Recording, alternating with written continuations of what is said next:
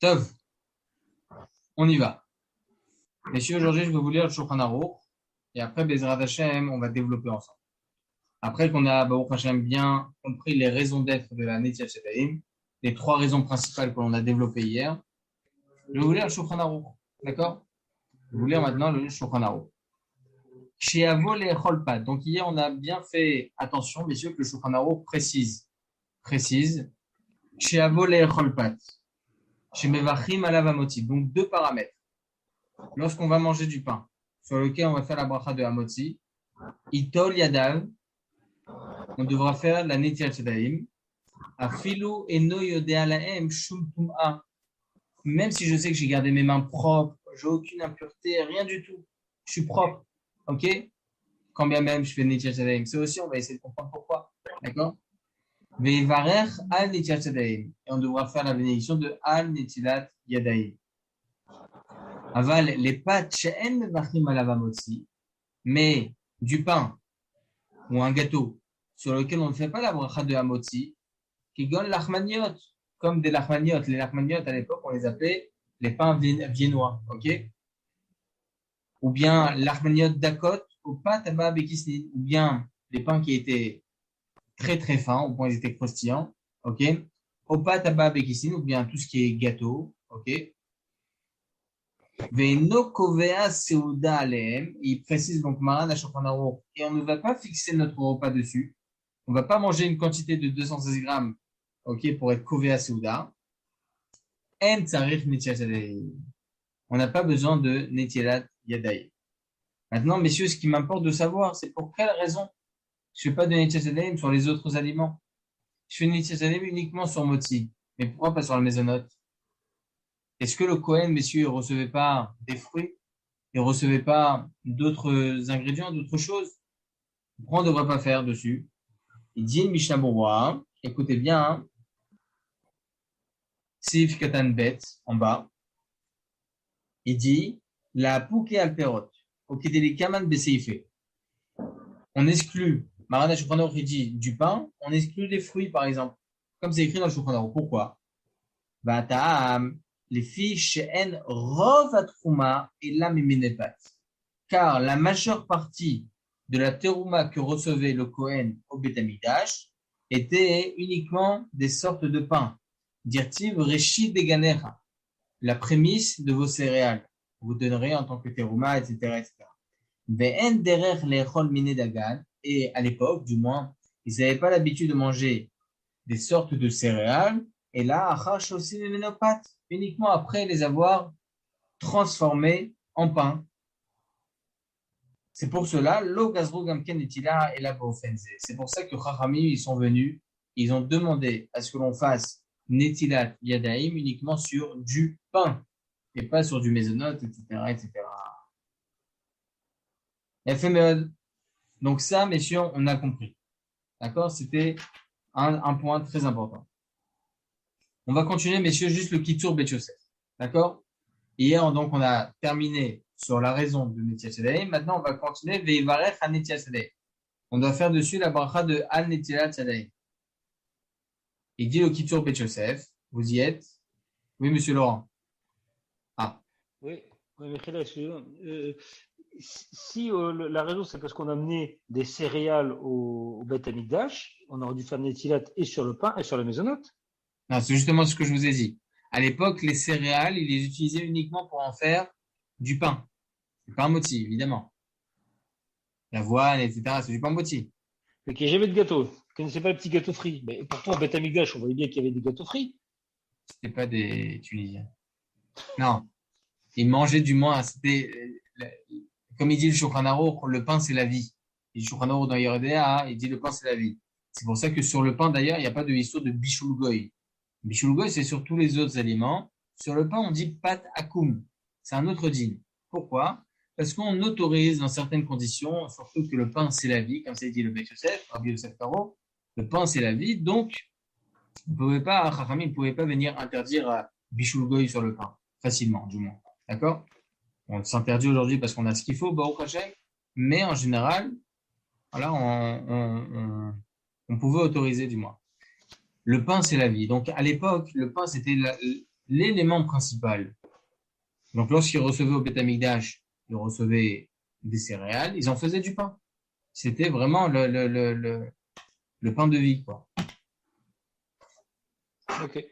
Merci. D'accord? En général, ils faisaient pas des gâteaux, etc. avec les céréales. C'était des choses qui étaient très, très rares à l'époque. Très, très rares. C'est les personnes qui étaient riches qui faisaient ça. Pata Bekissine, c'est maisonnable parce que c'était fourré, c'était un pain fourré. Pâte à baba béguisnine, c'est ou fourré, on va le voir dans Siman, ou samechet. Ou fourré, ou sucré, et on ressent le goût sucré, ou bien croustillant. Ah, c'est un des trois, c'est pas un. Un des trois.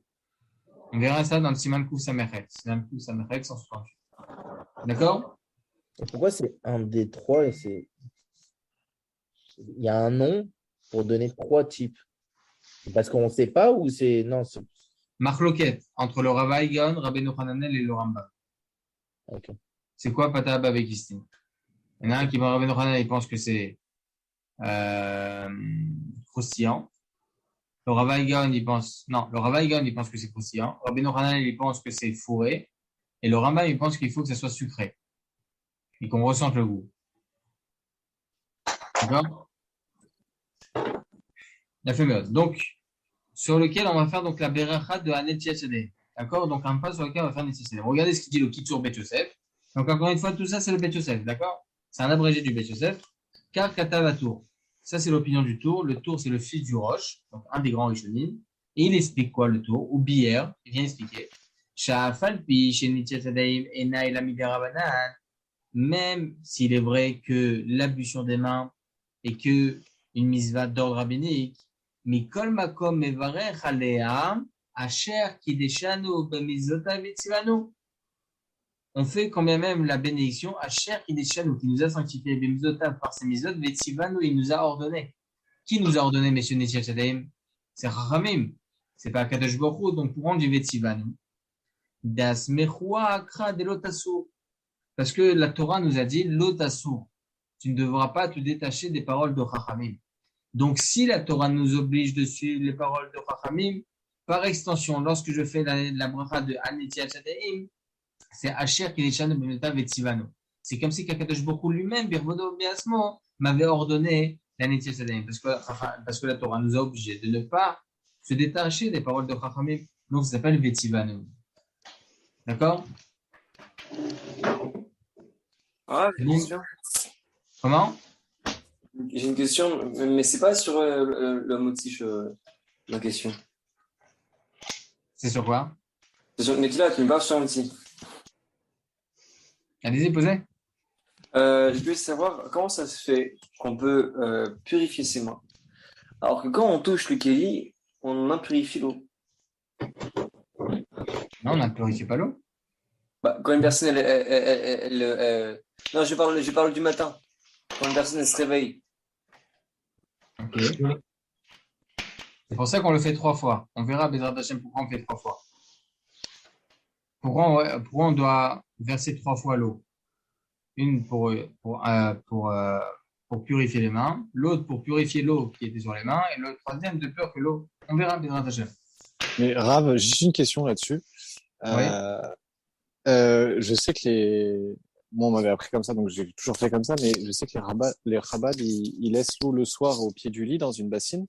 Est-ce que c'est toutes les coutumes comme ça ou par exemple les séfaradim ils font autrement? Alors, c'est une très bonne coutume, d'abord, déjà. C'est rapporté par certains poskim, effectivement. Pour quelle raison? C'est justement pour ne pas faire 4 pas sans avoir fait Netiach Yadayim. 4 amot, pardon, 2 mètres sans faire Netiach Yadayim quand on se lève. Le Halé Hadas, il en parle aussi, donc un des minagim tunisiens. Ok, un des livres des minagim tunisiens. Maran Rabbeinu Ovadia Yosef, il n'est pas d'accord. Il dit toute la maison est considérée comme 2 amot. Comme 4 amot, pardon, comme 2 mètres. Donc, D'accord. c'est pas nécessaire. Maintenant, Ok. cette eau-là qui est sous le lit, pour ceux qui ont la coutume, déjà, kol hakavod, c'est pas obligatoire, d'accord? Il faut, par contre, recouvrir. Parce qu'il peut y avoir l'impureté de la nuit qui fait que l'eau va devenir impure. D'accord. Merci Rav. D'accord? Donc, messieurs, je continue. Je continue. Donc, Je continue toujours le Kitsur Bet Yosef, messieurs, pour terminer ça, Bezrat Hashem. Qu'est-ce qu'on a dit? Qu'est-ce qu'on a dit dans le Shulchan Aruch? Aval les pâtes she'en mevachim ala hamotzi, sur du pain sur lequel on ne fait pas la bracha de hamotzi, on ne fait pas Netilat Yadayim, d'accord? Regardez ce qu'il dit le Kitsur Bet Yosef, aval les pâtes verroulées en tzarich Netilat Yadayim, on ne fait pas Netilat Yadayim. Ken mashma b'Yerushalmi. Dont on apprend, messieurs, que sur du Mezonot, on ne fait pas Netilat Yadayim. Comme ça, on peut en déduire du Yerushalmi. Dans le traité Brachot, chapitre 6, Perek Vav, Halacha Vav. Ok? Chez En Tzarich Netilat Yadayim, les pâtes à Bab et Kisni. On n'a pas besoin de faire Netilat Yadayim sur un pain Mezonot. Qui tranche comme ça la Halacha? Les Katav Asmak. C'est qui le Smak, messieurs? C'est le Sefer Mizvot Ketanot. Ok?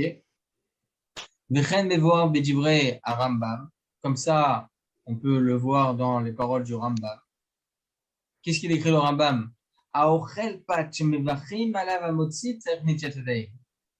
Celui qui va pour manger du pain sur lequel on fait la bénédiction de Hamotzi, il faut faire Netilat Yadayim. Mashma, on en déduit, que si on ne fait pas la bracha de Hamotzi, il n'y a pas besoin de faire Netilat Yadayim. Donc vous voyez même le Rambam, le Sefer Mizvot Ketanot, le Yerushalmi, Mechen Mashma Medivrei Rabbeinu Shimshon. Comme ça, il pense aussi Rabbeinu Shimshon. Dans le traité Chala, chapitre 1, Mishnah 5.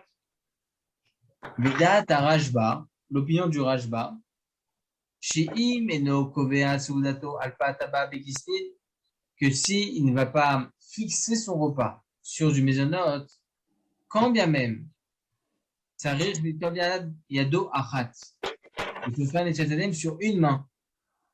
Comme ça, il pense, le Rashba. Au moins une main avec laquelle on tient le Mezonot. Ach, en ken da'at Rambam ve'asman. Ça, c'est pas l'opinion du Rambam et du Sma qu'on vient de voir. Ve'im kava seudato alav. Si par contre, on a été kovea seuda sur ce Mezonot, on a mangé 216 grammes, comme on l'apprendra, Bezrat Hashem. Mashma ma Rashba shetzarich Netilat Yadayim. On a déduit du Rashba qui a besoin de faire évidemment les Netilat Yadayim sur les deux mains. D'accord?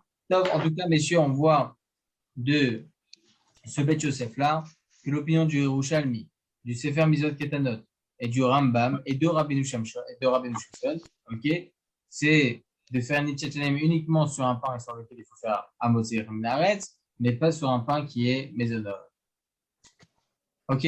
Si un pain Mezonot, on est Kovea Souda, évidemment, on fait dessus Hamotzi, Netilat Yadayim, Hamotzi et Birkat Hamazon. On verra Bezrat Hashem, messieurs, si lorsqu'on va manger du Mezonot et qu'on va manger 216 grammes de Mezonot, est-ce que la Netilat Yadayim, il faut la faire avec bracha ou pas? Ça, c'est une marloquette, on verra Bezrat Hashem. Oui, monsieur Laurent. Je ne comprends pas la chita du Rashba de dire on fait Netilat que sur une main. Alors, je vais vous expliquer. Il y a une marloquette dans la Acharonim. Je ne sais pas si je pourrais tout vous dire, mais en tout cas, c'est très bien que vous posez la question. C'est pas grave. Hein. Non, mais vous avez. Comment? Si c'est compliqué, c'est pas grave. Non. Rien n'est compliqué. Rien n'est compliqué. C'est juste, Blainara, il y a beaucoup de chitotes. Il faut que je pense à tout. Et Blainara, vous avez raison de poser ces chitotes parce que ça me fait rappeler. Il y a une marloquette dans la Acharonim. Est-ce que lorsqu'on fait Netilat Yadayim, est-ce qu'on est obligé de faire Netilat Yadayim sur les deux mains ou que sur la main qui va tenir le pain? Enfin, compte tout ça, c'est une takana de Chachamim. Pourquoi on devrait faire Netilat Yadayim sur les deux mains? Halakha le Maaseh, il faut faire sur les deux mains. De peur qu'on arrive à mettre dans l'autre main. Il fait mieux. Il dit le Rashba, si c'est du Mezonot, donc la takana n'existe pas à ce moment-là, certes, c'est vrai, mais il faut quand même être marmire. Il faut être marmire de quoi? De faire Netilat Yadayim au moins sur une main, sur la main qui va toucher le Mezonot. La bracha le dit bien, c'est Netilat Yadayim qui nous ordonne de nous laver les mains, pas la main. Vous avez raison. Si Chazé Shalom, on va en parler ça aussi. Vous me lancez sur ce sujet. C'est intéressant. Une personne, Chazé Shalom, elle a un plâtre. Elle ne peut pas faire Netilat Yadayim sur les deux mains. Elle fait quoi comme bracha? Netilat Yadayim parce que c'est l'habitude. Ah ouais, c'est ça. Elle ne fait pas que sur une seule main? Elle fait pas.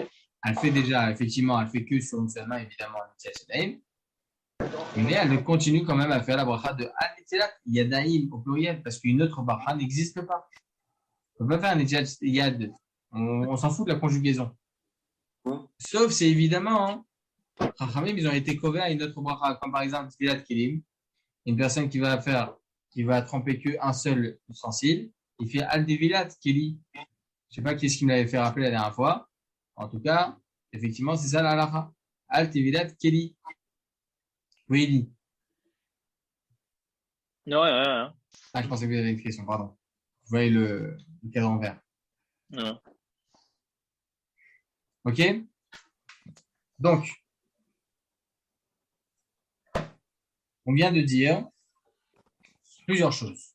Premièrement, sur du pain, sur lequel on va faire la bracha de Hamoti.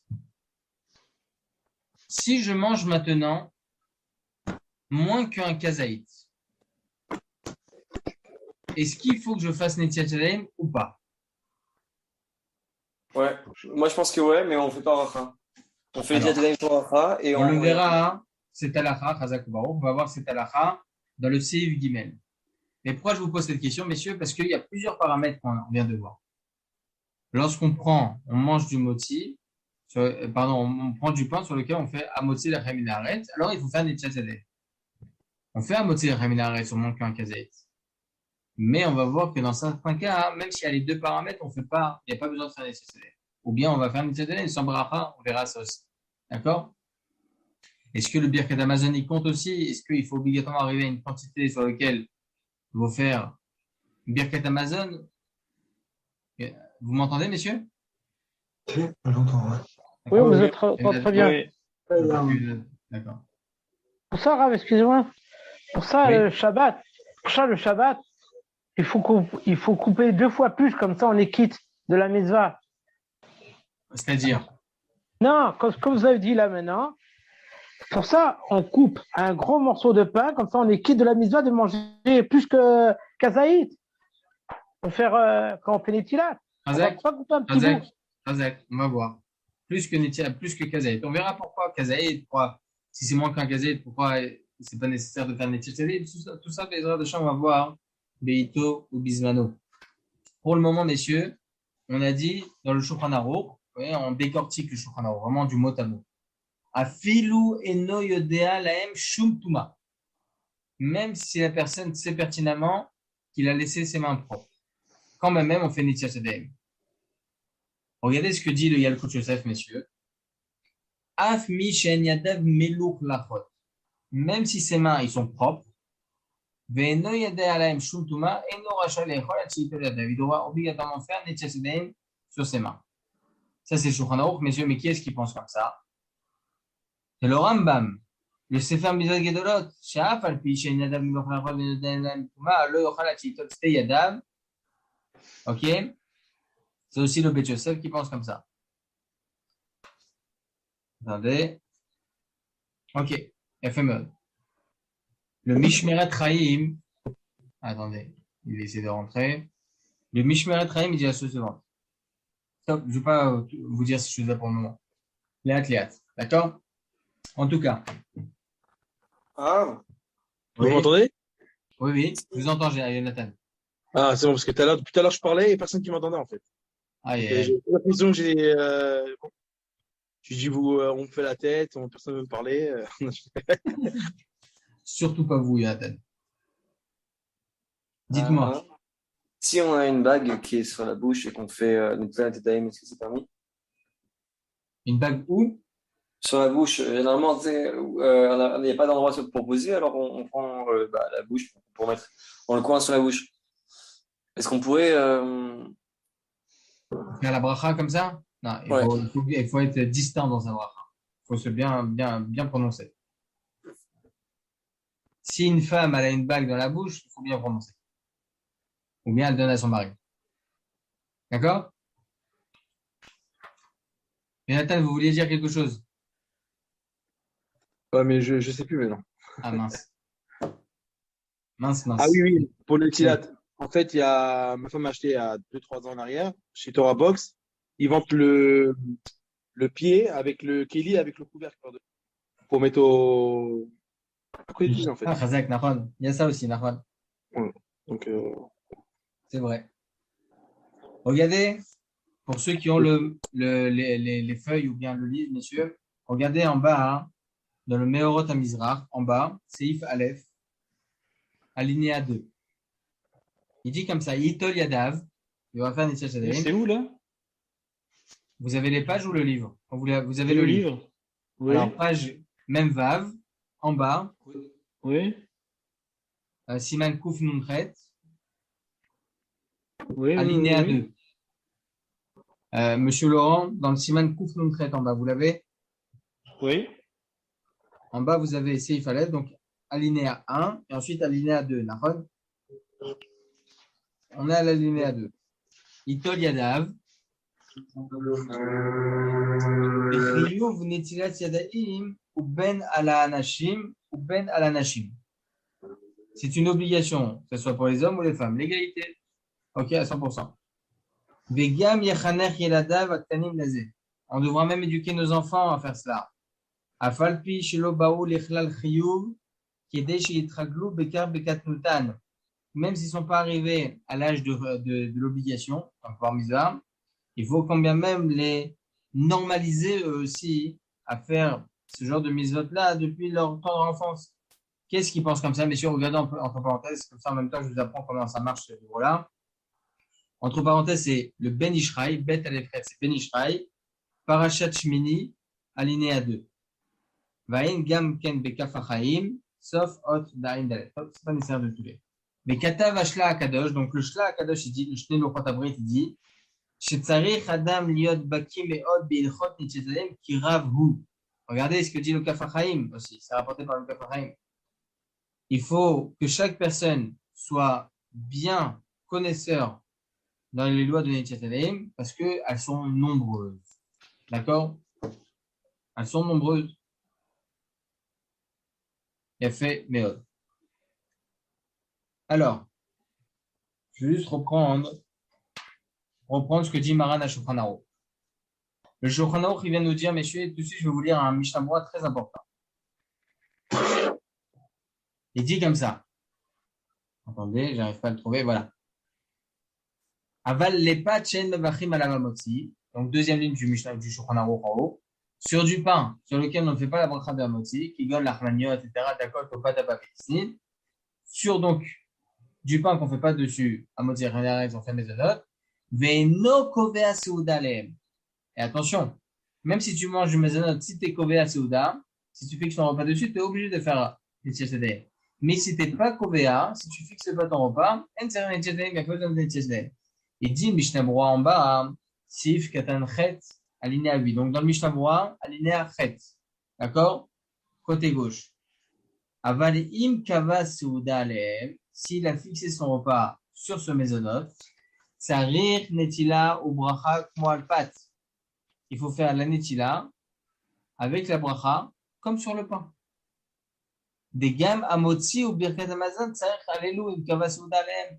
Quand même la bracha de amotzi et birkat amazon, il faudra faire si on a été covéa, on a fixé notre repas sur ce mezonot.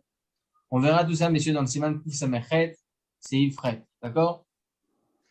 Le shiur de Gviut Seuda, il continue.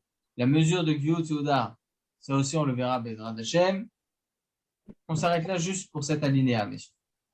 Ce que je voulais que vous voyez, messieurs, c'est dans le Meorot HaMizrach, donc la deuxième page, alinéa 6. Regardez ce qui est rapporté là-bas. Vous l'avez, monsieur Laurent? Oui, Sarir, c'est ça? Sarir Netila? Sarir Netila ou bracha kmo la pâte. Le Katav à Birkei Yosef, c'est qui le Birkei Yosef? Le Chida, d'accord? Le Birkei Yosef, chez Kenika Ledina. Ça, c'est ça aussi la halakha. Si on est kové à Seuda, si on fixe notre repas sur du mezonot, on fait Netilat Yadayim. Ça, c'est l'opinion du Mishnah Berurah, c'est vrai, mais c'est aussi l'opinion du Birkei Yosef, du Chida. Mais Chen Pasaka Kaf HaChaim, comme ça, il tranche le Kaf HaChaim. Des Katav, il écrit le Kaf HaChaim. Chez Av, chez Yesh, chez Paskou, chez Yitol Yadav Velo Bracha, même s'il y en a certains qui pensent qu'il faudra faire Netilat Yadayim sans Beracha, les Kaivalan, ça fait Brachot laquelle, et donc on devrait dire quoi? Mais si on a un club dans le Brachot qu'on connaît tous, ça fait Brachot laquelle? Je veux reprendre le cas de figure. Vous avez mangé Blainara 5 croissants, Hamshalik. 5 croissants.